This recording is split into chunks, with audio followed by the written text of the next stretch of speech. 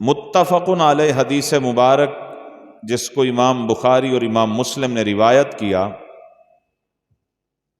حضرت ابو سعید الخدری رضی اللہ تعالی عنہ اس حدیث کے راوی ہیں۔ آپ فرماتے ہیں کہ آقا علیہ الصلوۃ والسلام نے ارشاد فرمایا، اذا رأیتم الجنازۃ فقوموا،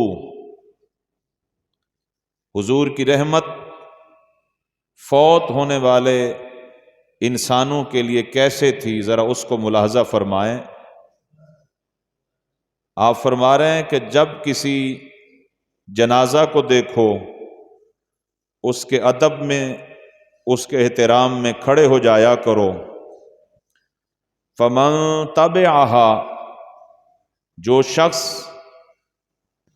جنازہ کے ساتھ چل رہا ہے، فلا یقعد حتی تودع، جب تک جنازہ کو زمین پر نہ رکھا جائے، میت کے ساتھ چلنے والا شخص زمین پر نہ بیٹھے۔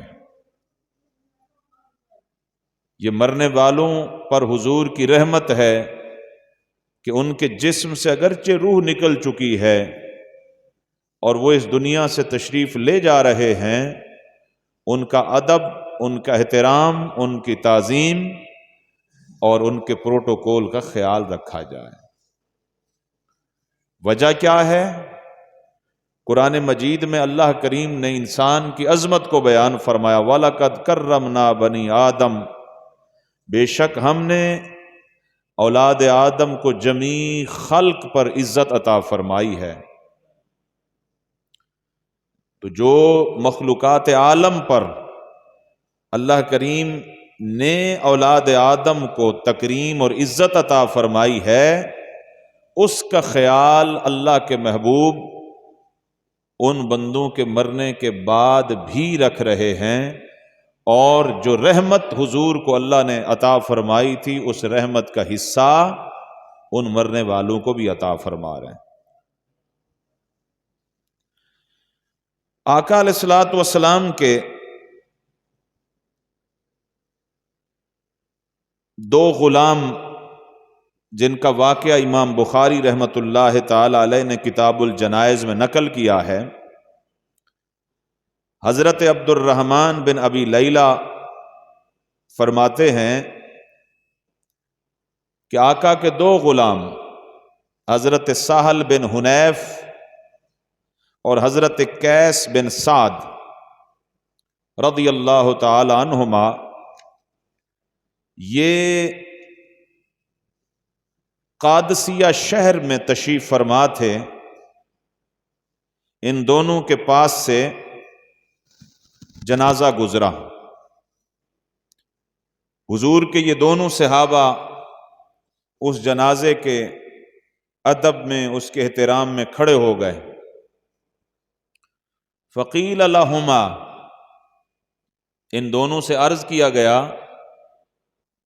حضور کی صحبت اور سنگت پانے والوں، اے حضور کے صحابہ، انہا من اہل الارض ای من اہل الذمہ، اس شخص کا تعلق غیر مسلم کمیونٹی کے ساتھ تھا۔ جس کا جنازہ اٹھایا جا رہا تھا، یہ شخص مذہب اسلام پہ نہیں تھا، یہ شخص کافر تھا، اور آپ کافر کا جنازہ دیکھ کے اس کے ادب میں کھڑے ہو گئے۔ فقالا، تو ان دونوں نے اس کہنے والے کو، اعتراض کرنے والے کو جواب دیا، ان النبی صلی اللہ تعالی علیہ وسلم مرت بہ جنازۃ، آقا کریم صلی اللہ تعالی علیہ وسلم کے پاس سے ایک مرتبہ ایک جنازہ گزرا۔ فقام، آقا علیہ الصلوۃ والسلام اس جنازے کے ادب میں کھڑے ہو گئے تھے۔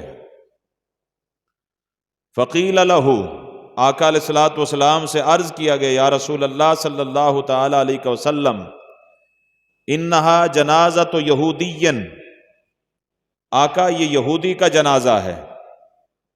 فقال،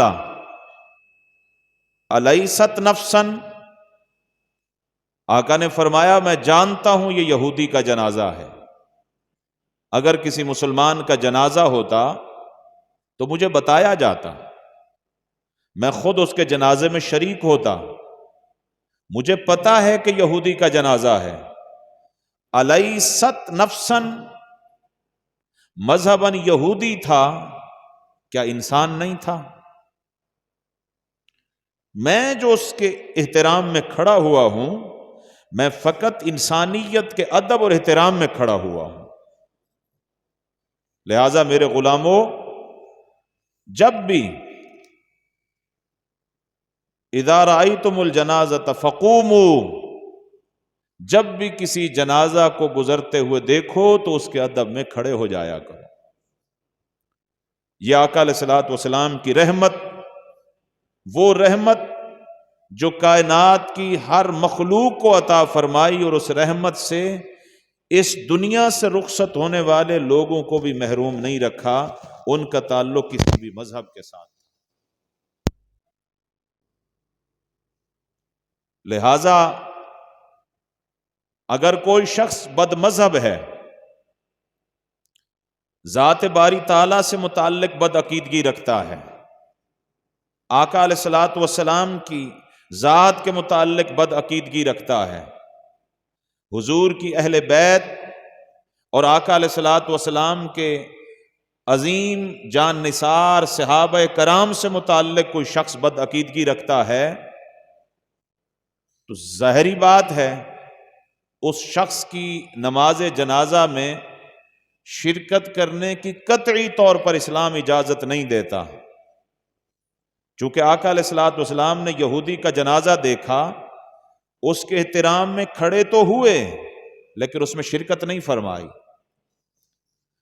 آپ ان لوگوں کی دلجوئی کر سکتے ہیں، تعزیت ان جملوں کے ساتھ کر سکتے ہیں کہ آپ ان کو تسلی دلائیں، دلاسا دلائیں، لیکن ان کی نماز جنازہ میں شریک نہیں ہو سکتے۔ ہاں، ان کی میت گزر رہی ہے تو اس کے ادب میں، احترام میں حضور کی سنت سمجھتے ہوئے کھڑے ضرور ہو سکتے ہیں۔ اسی طریقے سے امام بخاری روایت کرتے ہیں، حضرت انس بن مالک رضی اللہ تعالی عنہ سے روایت ہے،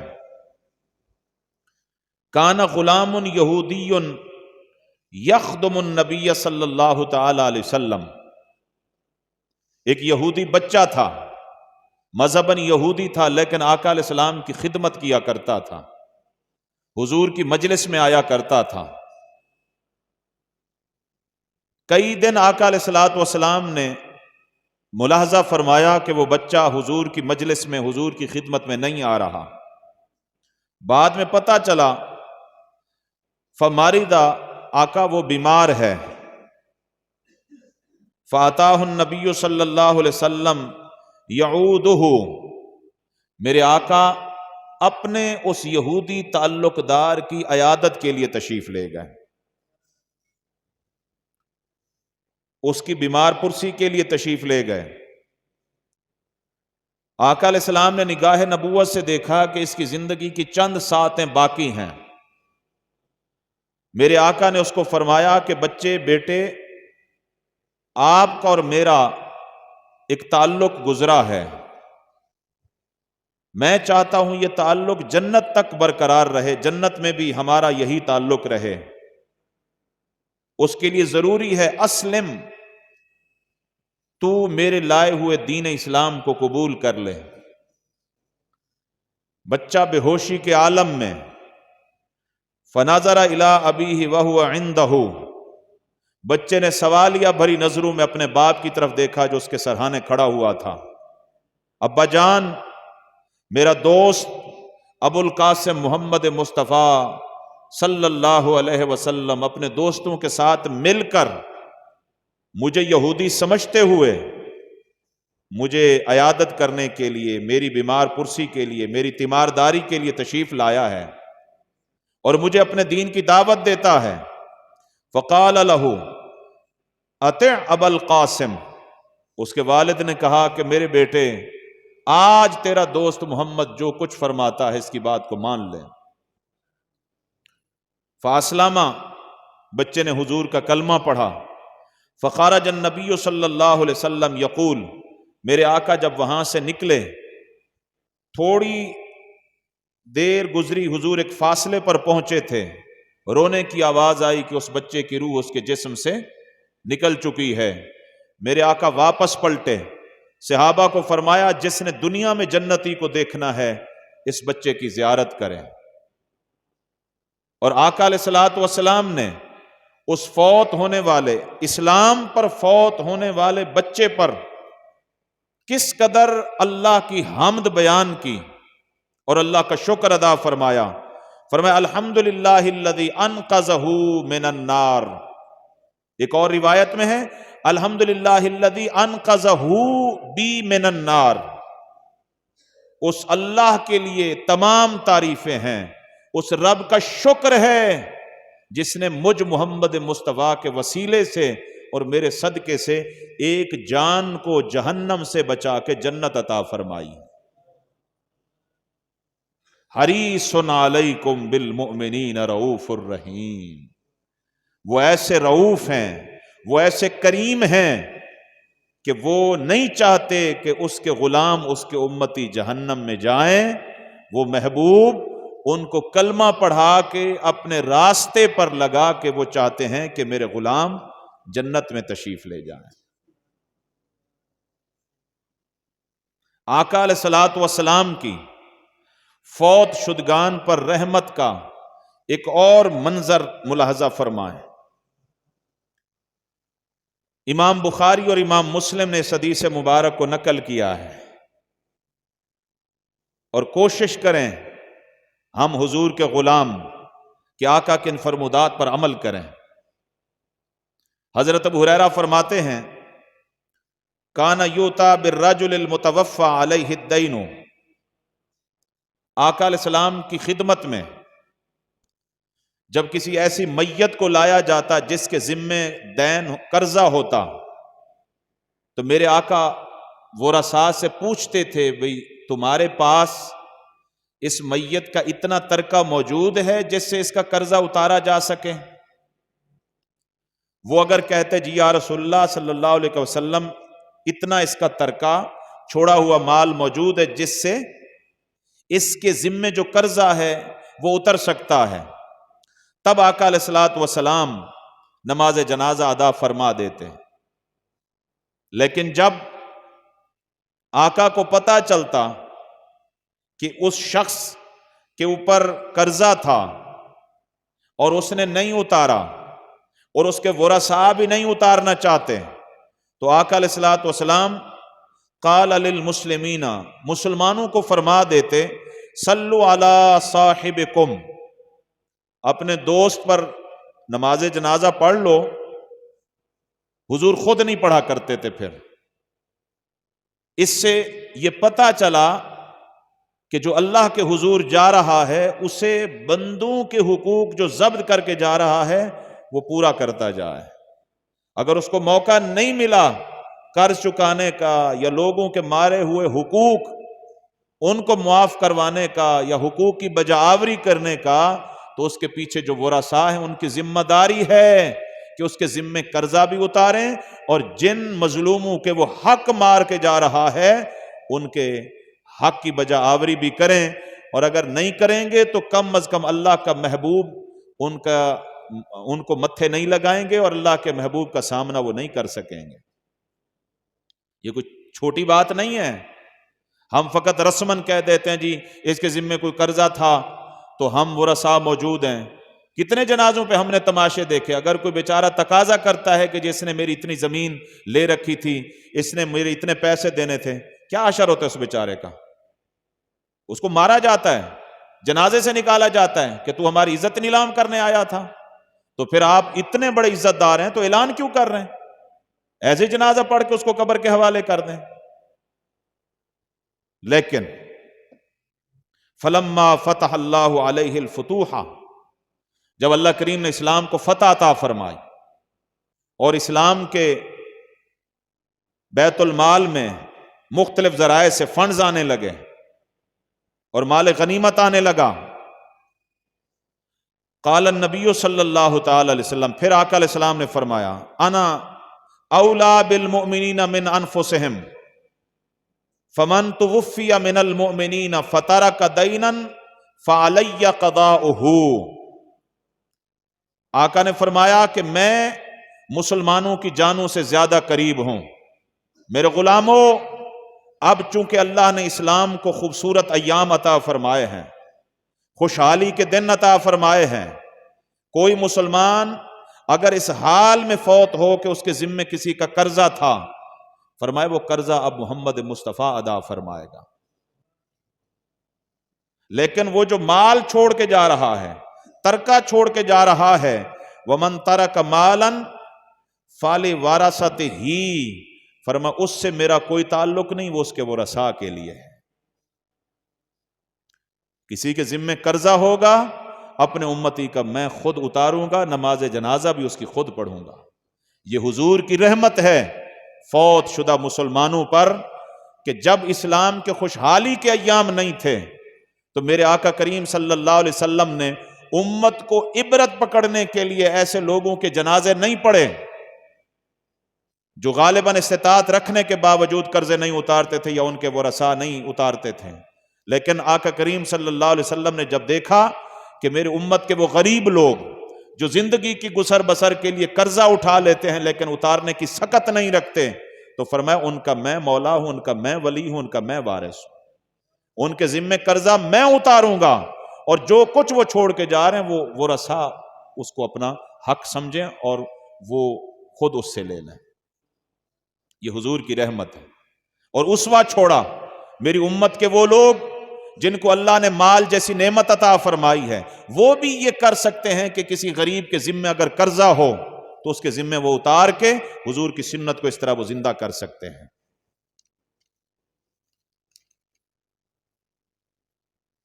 آقا علیہ الصلوۃ والسلام نے اپنی رحمت کا ایک اور منظر امت کو عطا فرمایا۔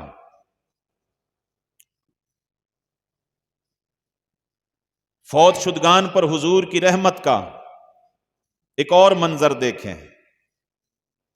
فرمایا کہ من شاہد الجنازۃ، حضرت ابو ہریرہ رضی اللہ تعالیٰ عنہ فرماتے ہیں، اس کو بھی امام بخاری اور امام مسلم نے روایت کیا۔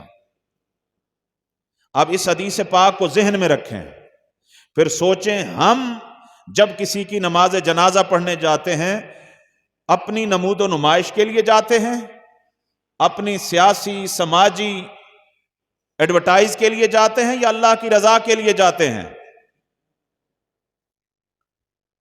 ہم میں سے ایک طبقہ ہے جس کا دین سے کوئی تعلق نہیں ہے، دنیا کی طلب، دنیا کا حرص، دنیا کا لالچ، دنیا کی واہ واہ ان کا مطمع نظر ہے کہ ہم عمرہ بھی کریں تب بھی لوگ ہماری واہ واہ کریں، ہم غریبوں کو 100 روپے دیں اس پر بھی ہماری واہ واہ ہو، ہم کسی غریب کی نماز جنازہ میں شرکت کریں تب بھی ہماری واہ واہ ہو، اور کسی کی کلخانی میں شرکت کریں تب بھی ہماری واہ واہ ہو، کسی کی خیرات میں شرکت کریں تب بھی ہماری واہ واہ ہو۔ ان کے سامنے اللہ کی رضا نہیں ہوتی، دنیاوی شہرت ہوتی ہے۔ سو آقا نے فرمایا ایسے لوگوں کو قیامت کے دن کہا جائے گا، دنیا میں جن کی آنکھوں کو لبھانے کے لیے عمل کیا کرتے تھے، آج میدان محشر میں جاؤ انہی لوگوں سے اپنے اعمال کی جزا طلب کرو۔ دنیا میں اگر میری رضا کے لیے تم نے یہ عمل کیا ہوتا تو آج میری رحمت کے فرشتے تمہیں پروٹوکول دیتے اور میری جنت میں تمہیں احترام کے ساتھ اور اہتمام کے ساتھ داخل کرتے۔ لیکن جو محض اللہ کی رضا کے لیے شرکت کرتے ہیں، حضور نے ان کا کیا انعام بیان فرمایا۔ میرے آقا کی رحمت دیکھیں مرنے والوں پر، کہ جو بندہ فوت ہو جائے حضور کس طرح ترغیب دے رہے ہیں کہ اس کی نماز جنازہ میں شرکت کرو، اللہ کی کتنی رحمتیں سمیٹو۔ آپ اس کو جانتے ہیں نہیں جانتے، آپ کی اس سے گفتگو ہے نہیں ہے، آپ نے سن لیا ہے کہ کوئی مسلمان تھا حضور کا امتی فوت ہو گیا، آپ نے وضو کیا اور گھر سے چل پڑے۔ من شہد الجنازۃ حتی یصلی فلہ قیرات، فرمایا جو شخص کسی نماز جنازہ میں حاضر ہو اور نماز جنازہ پڑھے، اللہ اس کو ایک قیرات کا ثواب عطا کرتا ہے۔ جس نے نماز جنازہ میں حاضری دی، نماز جنازہ پڑھا اور واپس آ گیا، اس کے لیے ایک قیرات کا ثواب ہے۔ فرمایا من شاہد حتی تدفن کان لہ قیراتان، جس نے نماز جنازہ میں شرکت کی کسی مسلمان کی اور اس کے ساتھ ساتھ چل پڑا، قبرستان تک گیا، حتی تدفن، اس کے دفن ہونے تک، دفن ہونے کے بعد دعا ہونے تک اس کی قبر پر موجود رہا، فَلَهُ قِيرَاتَانِ، اس کے لیے 2 قیراتوں کا ثواب ہے۔ فقیلا مل قیراتان یا رسول اللہ، حضور یہ قیراتان کیا ہے؟ فرمایا قال مثل الجبلین العظیمین، ایک روایت میں حضور نے احد پہاڑ کی طرف اشارہ فرمایا، فرمایا جتنا احد پہاڑ ہے، اللہ کی رضا کے لیے نماز جنازہ پڑھنے والوں کو اللہ اتنا ثواب عطا فرماتا ہے۔ یہ حضور کی رحمت ہے فوت شدہ لوگوں پر، ترغیب دی ہے۔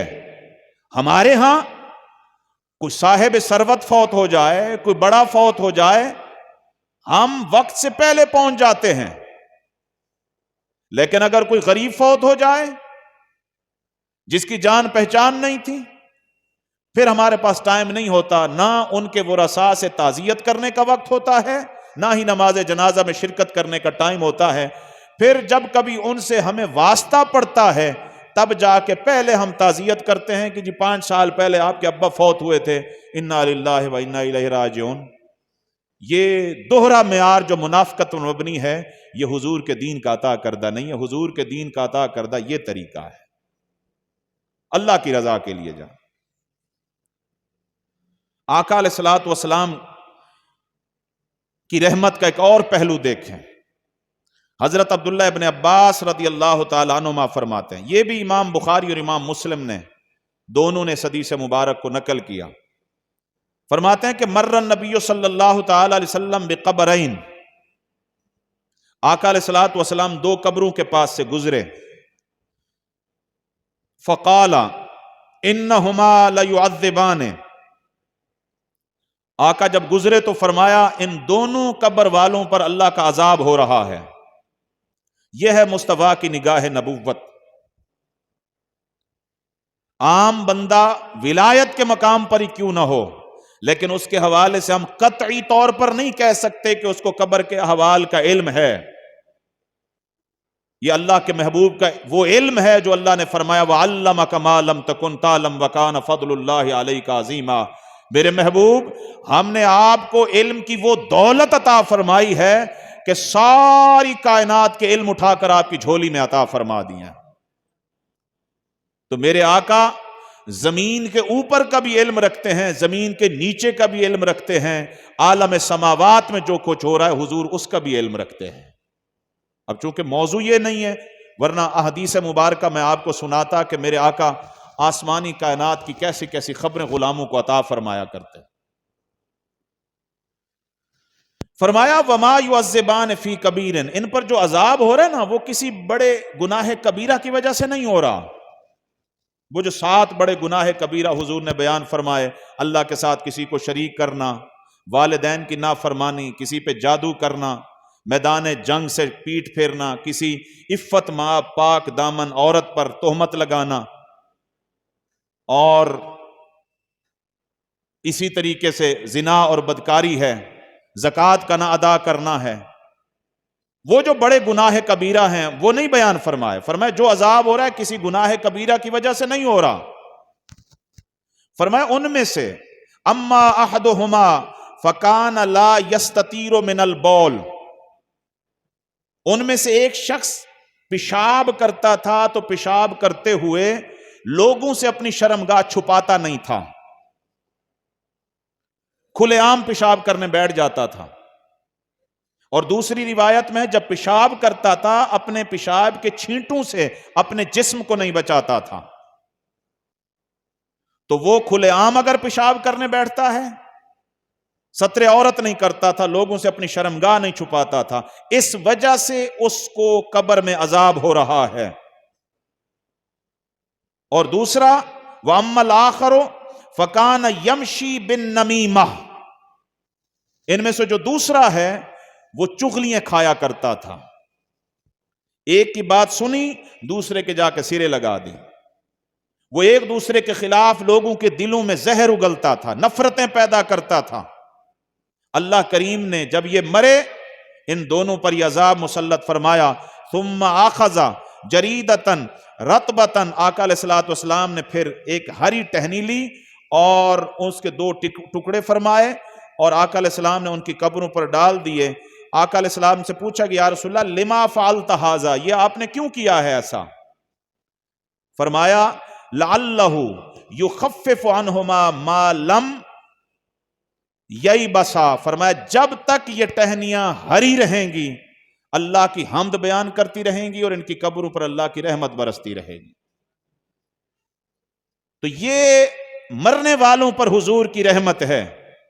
نگاہ نبوت سے، علم نبوت سے کچھ لوگوں کو عذاب میں گرفتار پایا تو مصطفیٰ کی رحمت نے گوارا نہ کیا کہ یہاں سے ایسے گزر جایا جائے، نہیں، مصطفیٰ رکے، ان کی غلطی بھی بتائی تاکہ امت ان غلطیوں سے بچتی رہے اور ان کو عذاب سے بھی بچایا، اور یہ بھی بتایا کہ اللہ کریم نے مجھے وہ مقام عطا فرمایا ہے، وہ مقام میری امت میں کسی کو نہیں عطا فرمایا، اور یہ بھی بتایا کہ کسی قبر پر جب آپ کوئی ہریالی لگاتے ہیں، کوئی ایسی چیز ڈالتے ہیں جس سے اللہ کی مخلوق کو فائدہ ہو، اور جب تک وہ ہری رہتی ہے تو اللہ کی تسبیح بیان کرتی رہتی ہے۔ جیسے ہمارے بعض احباب جاتے ہیں تو کوئی پرندوں کے لیے خوراک ڈالتے ہیں تو وہ پرندے کھاتے ہیں، تو یقینی بات ہے وہ دعا دیتے ہیں اور اس کا ثواب قبرستان والوں کو ملتا ہے۔ تو یہ حضور کی رحمت ہے مرنے والوں کے لیے جو حضور نے اسوہ چھوڑا ہے۔ آخری حدیث مبارک آج کے درس کی سن لیں، بڑی ایمان افروز حدیث ہے۔ اس حدیث مبارک کو سنتے ہوئے ہم اپنے گریبانوں میں جھانک کر دیکھیں کہ ہم کہاں کھڑے ہوئے ہیں۔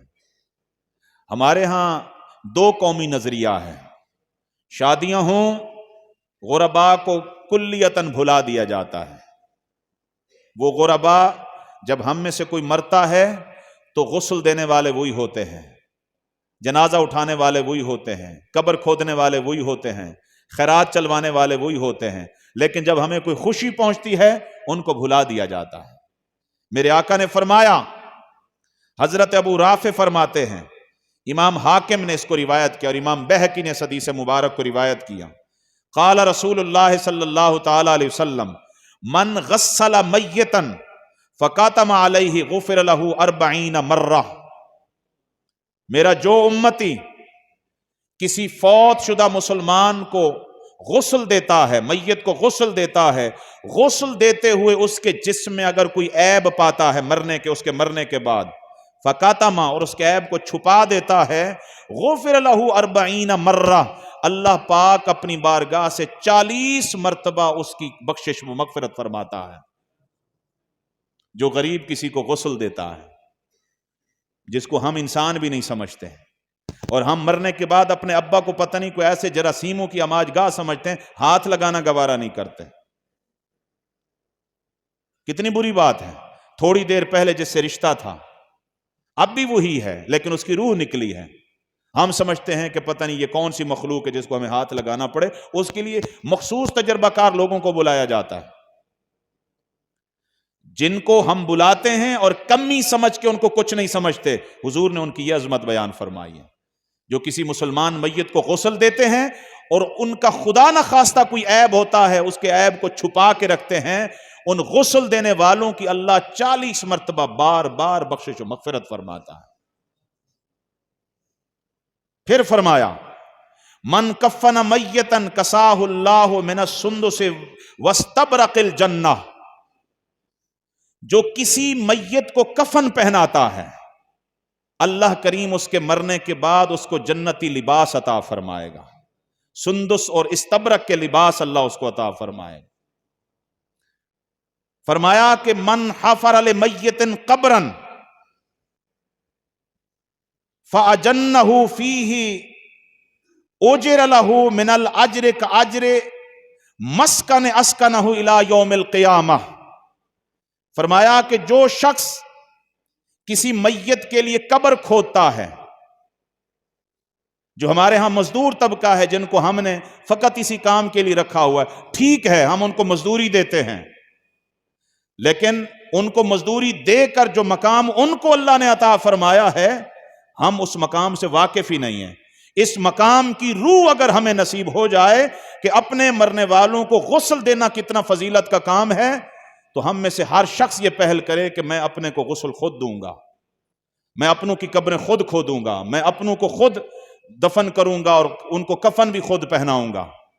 فرمایا کہ جس شخص نے کسی مسلمان کے لیے قبر کھودی اور میت کو اس میں دفن کیا تو اس کے لیے اس جنتی کے گھر کا اجر جاری ہوتا ہے جس میں اللہ تعالیٰ اسے روز قیامت ٹھہرائے گا۔